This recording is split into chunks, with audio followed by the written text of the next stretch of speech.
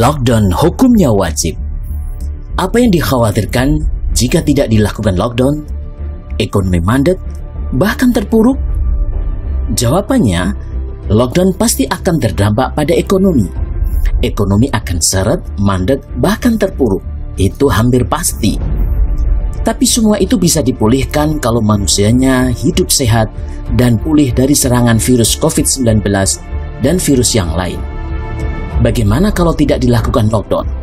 Memang ekonomi tetap jalan, tapi seret karena ketakutan mau berinteraksi dengan orang lain, ketakutan merebak kemana-mana. Penyebaran virus semakin tidak terkendali. Bisa dari pasar, mal, kafe, transportasi umum, dan sebagainya. Maka akhirnya sama saja, ekonomi pun macet, korban berjatuhan tak terhitung jumlahnya. Mana yang harus dipilih oleh negara dalam kondisi seperti ini? Jawabannya, mencegah bahaya atau mudarat itu lebih penting. Bahaya atau mudarat yang mengancam nyawa itu nomor satu.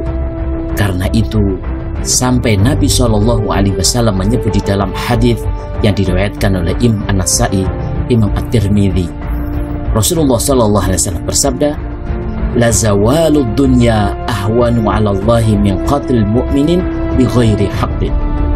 Hilangnya dunia lebih ringan bagi Allah dibandingkan terbunuhnya seorang mukmin tanpa hak.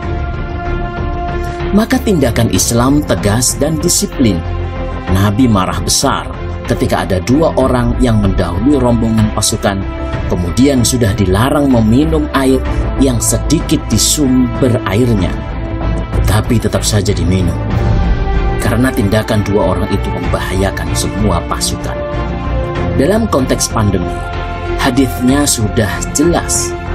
Lockdown, jangan memasuki wilayah pandemi, jangan juga keluar dari sana, kecuali untuk berobat, jelas dan tegas.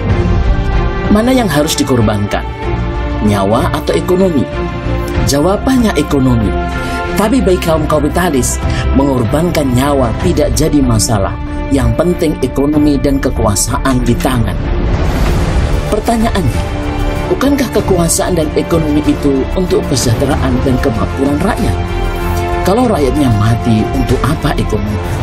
Untuk apa kekuasaan? Soal ketakutan kalau lockdown, nanti bagaimana perputaran ekonomi? Bagaimana soal rezeki? Jawabannya, rezeki itu di tangan Allah. Maka Allah sudah mengatur semuanya. Selama masih ada kehidupan, Allah pasti jamin rezeki makhluk. Inilah yang seharusnya dilakukan negara. Tidak hanya lockdown, negara juga wajib menyediakan layanan kesehatan dan pengobatan gratis, termasuk membagikan alat dan apa saja yang dibutuhkan oleh rakyatnya demi menjaga kesehatan. Disinilah akhirnya kita sadar bahwa kita tidak sedang hidup di negara impian, tapi kita hidup di negara kapitalis. Akhirnya, rakyat harus mengurus semua urusannya sendiri. Ya Rabb, kuatkan kami, kuatkan rakyat di negeri ini.